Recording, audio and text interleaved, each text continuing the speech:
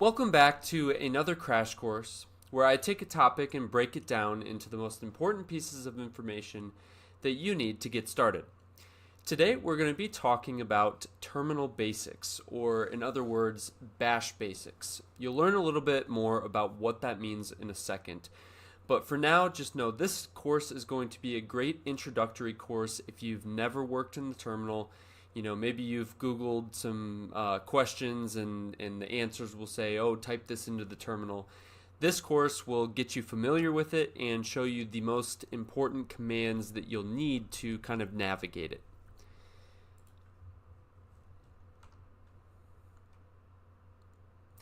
There really aren't any set prerequisites for this course because it's going to be for completely new coders or new Linux users.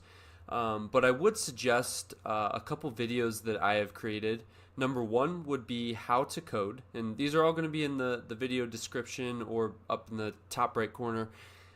So how to code, that is basically going to show you an overview of code, and it's going to cover everything that's in this video. So if you do choose to watch that, don't worry about this one. And then also operating system basics, that'll teach you why I'm teaching bash in this particular video. And then finally, if you're a Windows user, you're going to need to set up the subsystem for Linux, and I have a video for that as well. What you see here on the left side of the screen is not actually a real terminal. It's more of a command line, and we just call it the terminal for simplicity's sake.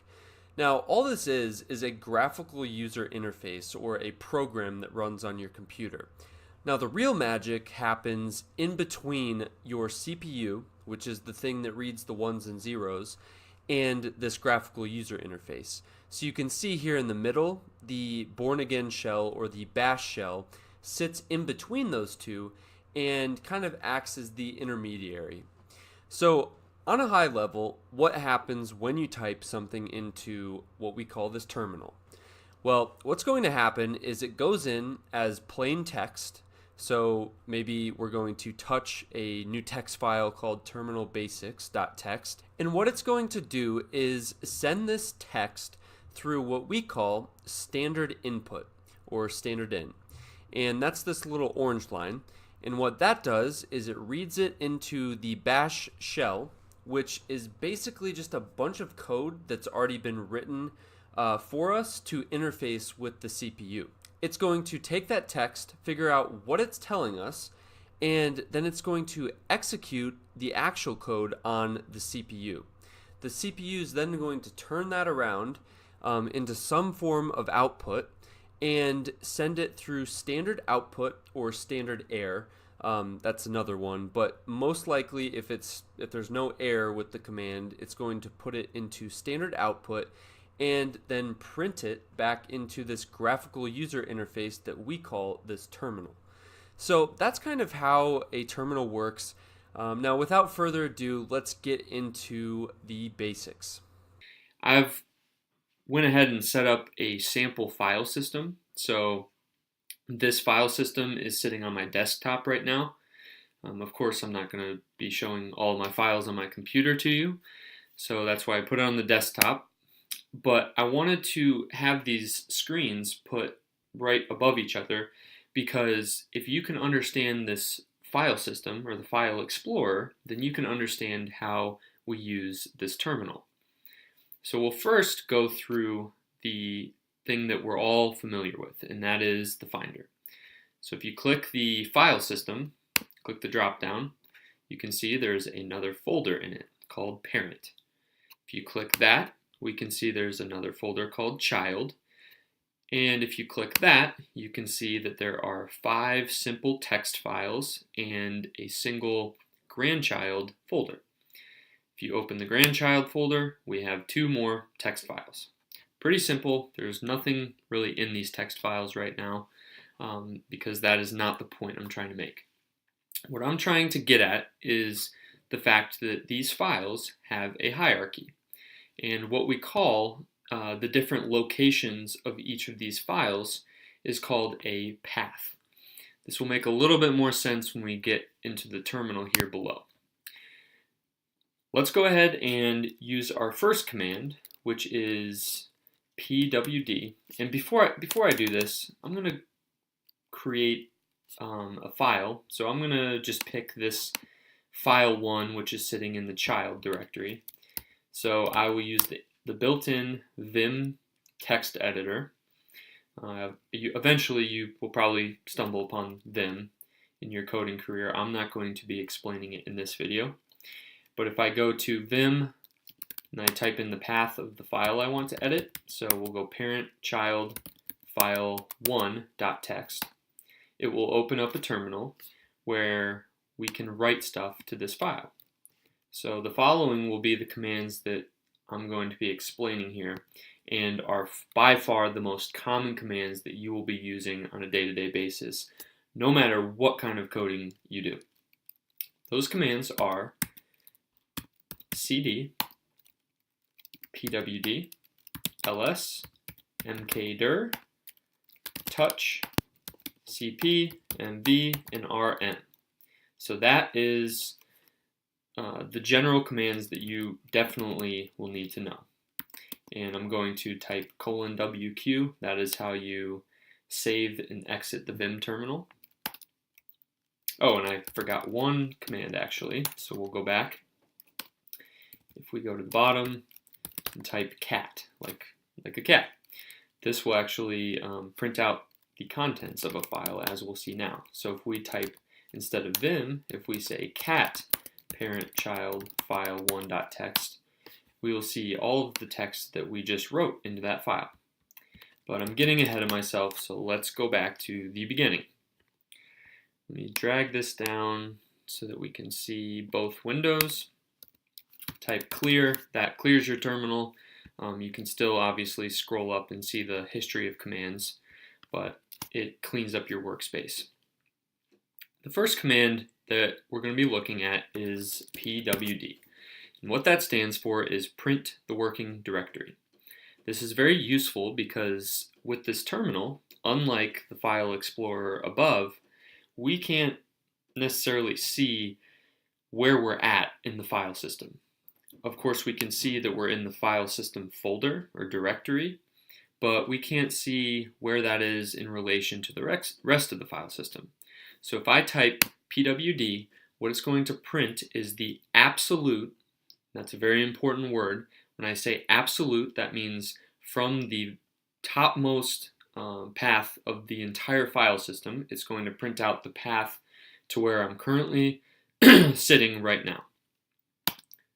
So I pressed enter, and you can see that I am in the root directory under users, Zach, desktop, file system demo, and then file system folder. So that is what is called the path. And it's very important that you understand what this means. So there is the absolute path, which is highlighted right here, but you could also have something called a relative path. If I wanted to demonstrate that, let me just go ahead and introduce the next command that we need to learn, which is cd, or change directory. What this does will take your current position, which is indicated above right here, and it will actually change it to a different place. So above, we can see that right now we are sitting, our terminal application is sitting on this highlighted row, the file system. What if I wanted to go down into the parent? To do that, I would type cd, and then since I don't want to type out the full path, I can just use the relative path. So I can just type parent. And what I did right there, I know this is confusing if you just started, I typed PAR and then pressed tab, which will auto-complete the command. So parent, I press enter, and what I've done is now I started at file system, and then now I'm at the parent. So I'm now sitting right here. I could have also done that. What I'm going to do now is go up one directory by typing cd ... That takes me up one directory. Now I am back to my file system. So what I just did was I started here at the file system. I typed cd parent to go down into this folder, and then I typed cd ... to go back up to the file system.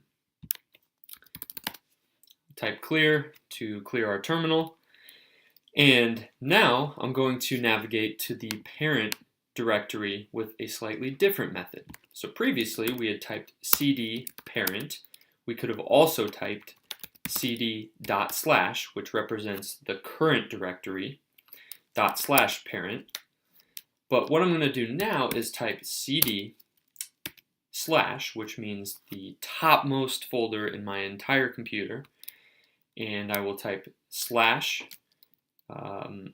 users Zach, and then desktop, file system demo, file system, and then finally parent. So that is what we call using the absolute path to navigate to different directories. So if I type cd this path and press enter, we end up in the same exact spot that we did previously. So to recap, let's go cd ... to go up one directory. We're back at the file system right here. And recap is we can go down into the parent by typing cd ... parent or cd parent. Those are the same thing. Or we could type cd and type out the entire absolute path. So hopefully this gives you an idea of the difference between an absolute and a relative path. This is one of the most important pieces of knowledge that you can have using the terminal, and it is, although it's going to be very unintuitive and clunky at the beginning, you'll find yourself confused where you're at. This will eventually become second nature. You'll be able to go around the file system really quickly, parent child, cd ... cd ... I'm back to the file system. What if I wanted to go to grandchild, cd parent, child, grandchild. Now I want to cat out the contents of file 1.txt. There's nothing in it. You get my point. I'm very comfortable at this point navigating through the file system via the terminal. Now let me type another command. We can use that ... syntax to go up multiple directories. And the way we do that is ... / / So I went up 3 directories, and we are at the file system again. So we were at grandchild, then we went up 1, up 2, and up 3 by typing cd ... / Hopefully you're getting the hang of this at this point. Now if you ever get lost, there is a very useful command called ls. And what this does is it prints out a list of all of the files and directories that are in the current directory you are sitting in. So again, we'll type pwd to find out where we're at, and it prints out the absolute path of where we are sitting. Then I'll type ls, which prints out parent. If I'm at the file system, I only have one directory underneath it. So I typed ls in the file system and I get printed out parent. Now if I went down another level, if I went into parent, cd parent, and then I typed ls, let me clear it first, I will see child. So the parent has one directory beneath it, and that is child. Now let me go into child and ls. And now you see 5 files and a grandchild, as you would see right here. So 5 files and grandchild folder. If you wanted a little bit more descriptive, a more descriptive printout, we could type a command called ls-la. And what that will do is print out a little bit more verbose output. So let me extend this up so we can see the entire output. Now what we're seeing is 2 lines representing the current directory and the previous directory, or the higher directory. We then see something called .ds_store, which is some sort of hidden file that is every hidden file is indicated by a dot. So if I were to create a file with a period before it, the normal ls command would not display it. And my file system, as you see here, we don't see anything called dsstore. The file system, or the finder, will not display it either. Okay, so we'll clear that. At this point, we have covered the pwd command, prints the working directory. We've covered the change directory command. Let's go back to our file system. We went one too far. Go back to the file system, clear it, and then we learned the ls command, which will print the files and the directories in our current working directory. And we also previously learned the cat command, which prints out the contents of a particular file. So the only file in this entire hierarchy here that has anything in it is the file1.txt within the child directory. So we could type cat and then give it the relative path of that file to print out that file. So the relative path from the file system, we're sitting here at file system, would be parent child file1.txt. So cat parent child file1.txt, and it prints out the contents of the file. Clear it again. You'll notice yourself going through that flow of typing a command, typing clear, typing another command, typing clear again. You'll get very used to this over time. Now there's a few other commands that we need to learn, and let's see what we've got. We need to learn how to create files and create directories. Let's go down to the grandchild folder to do this. So to do this, we will type cd parent child grandchild to navigate to the grandchild directory. If we type pwd, we are now in this path, the parent child grandchild directory, or visually we can see it right here. So what would happen if we typed ls? We would expect to see file 1 and file 2. So let's try that. We see file 1 and file 2. Great. What if we wanted to create another file or another directory? Why don't we create another directory with a new file in it? To do that, we type the mkdir command, which stands for, this is at least what I say, make directory, and we can type in a new name for a directory. So we could say great grandchild. And what this is going to do is we're currently sitting in the grandchild directory. So what this is going to do is create another directory in that directory right there, named great grandchild. So you can see above, it created the great grandchild folder or directory. I keep using these interchangeably because folders and directories are the two words for the same thing.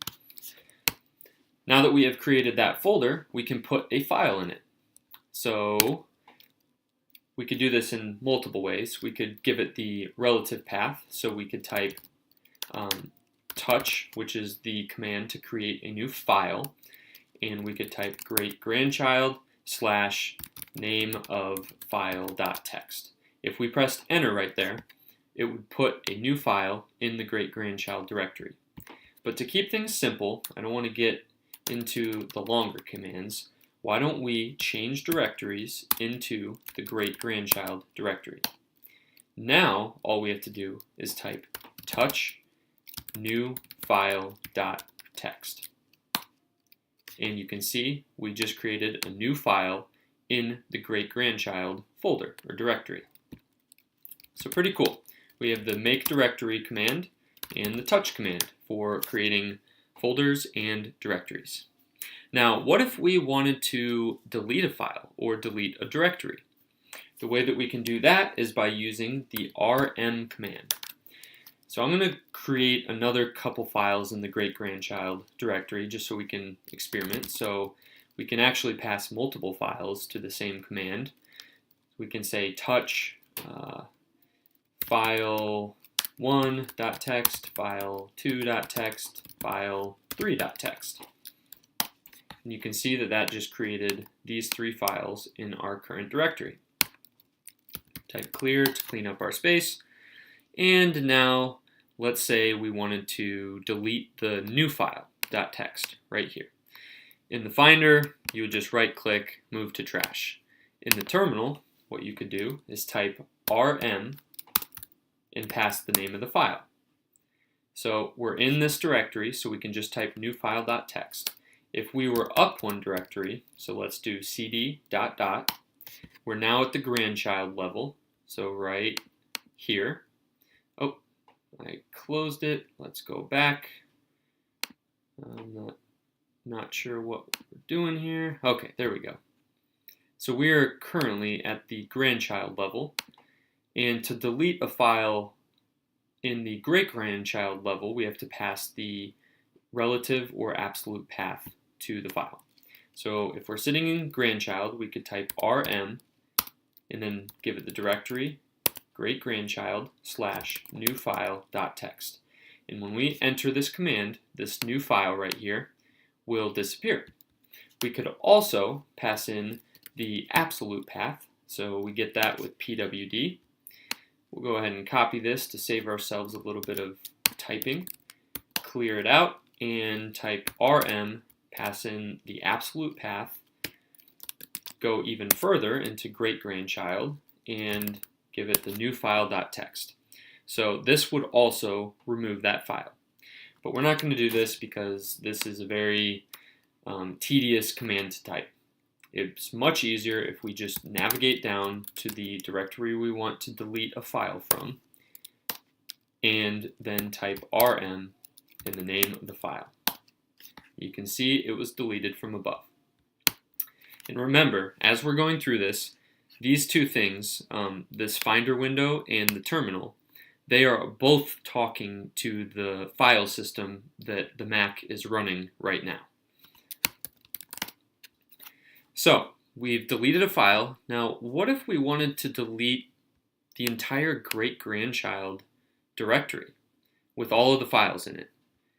Now, this is the command that I will caution you about using because it could be a very dangerous command. Not physically dangerous, but you could end up deleting every file on your entire computer by using this command. And that command is rm-rf, which means -recursive-force. So it's going to ignore any sort of errors, and it's going to recurse or go through every single folder and file within the folders and delete those files and folders. So I'm safe here. You would never want to type rm/ or -rf/. I'm not even going to type it here because I'm so scared to do it, because that would delete your entire computer. And this is not reversible. There's no undo button for doing that. So I know I'm talking about it way too much here, but just please do not do that. Okay, so rm-rf, and what I want to do is delete the current directory. So how would I do that? Well, there is a particular command that we could use to delete the entire current directory, and that is passing in dot or /. They're one and the same. That would delete the current working directory. Now, I always like to be safe with this, so I generally will go up one. So now we're in grandchild right here, and then I pass in the name of the actual directory. So rm-rf great-grandchild. So what that command will do is delete the great-grandchild directory and recurse through that great-grandchild directory to delete file 1, 2, and 3. And as you can see, we just quickly deleted that entire directory.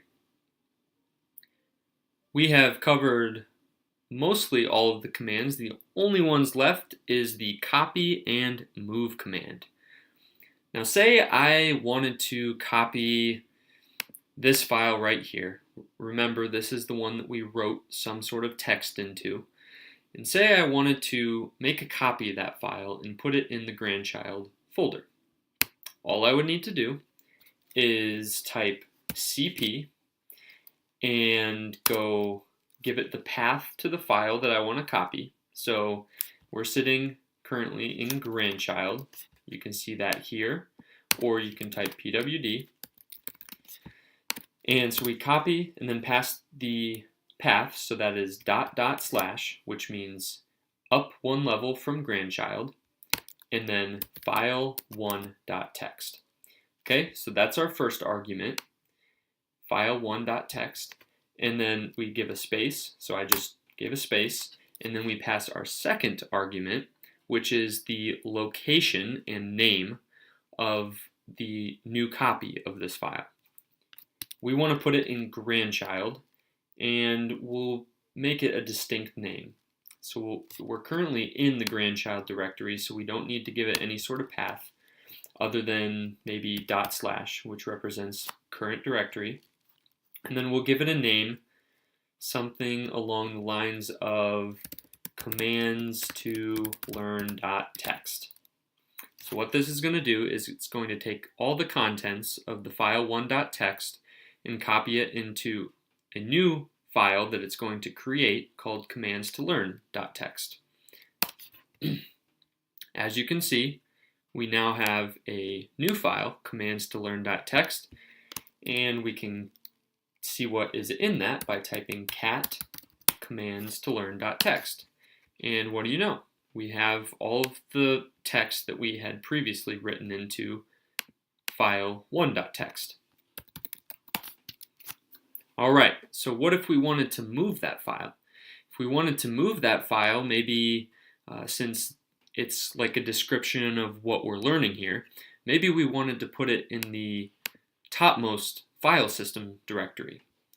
To do that, what we would do is type mv, give it the file we want to move, so commands to learn. Remember, we are in the grandchild folder, and commands to learn.txt is in the grandchild folder, so all we need to do is give it the name.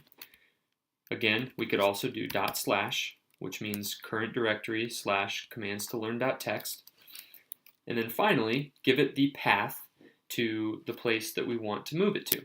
So that would be dot dot slash. So if we're in grandchild, we go dot dot slash up 1, dot dot slash up 2. So type that, and then finally one more dot dot slash to the file system. Okay, we don't even need to give it a name. We can just press enter. And what do you know? It puts commands to learn.txt up into the topmost directory. We just covered a whole lot of commands, and I know it's probably lost on you at this point. I would recommend rewatching this segment of the video maybe 2 or even 3 times until you are comfortable kind of following along with what I'm doing here and understanding where you're at any specific time, pwd, that gives you where you're at, and understanding how to kind of navigate the entire file system. The last thing that I wanted to show is how to get help on these commands. So to do that, we can type the name of the command preceded by man. The man command will print out instructions on how to use any command in your terminal. So if I wanted to understand what ls did, I could type man ls. And it does not matter where you're at in the file system. You can type this anywhere. You can see now we have a manual that will tell us what this does. It says for each operand that names a file of a type other than a directory, blah, blah, blah, blah, blah. Some of this instruction is very verbose, and it's kind of tough to understand at points. But for example, this command we had learned ls-la, and you can see what these flags do, or these options do, by scrolling down. So let's find, there's our lowercase l, -l. It says list in long format, or more verbose format. Then we could find the A, which is probably at the top. Okay, so A, it says include directory entries whose names begin with a dot. So that's our hidden files. So that's just one example of how we might use the man pages to understand the different options for a particular command or even how to use that command. Now that you have a fundamental understanding of the command line, I would highly suggest going to the second video in this series, which goes way more into the depths of the command line, and it's going to show you tons of concepts, more commands that you can use relating to anything from regular expressions, shell scripting, SSH into like virtual machines, and much more. So I highly recommend checking that out. If you liked this video, be sure to like it and subscribe. And until next time, I will see you later.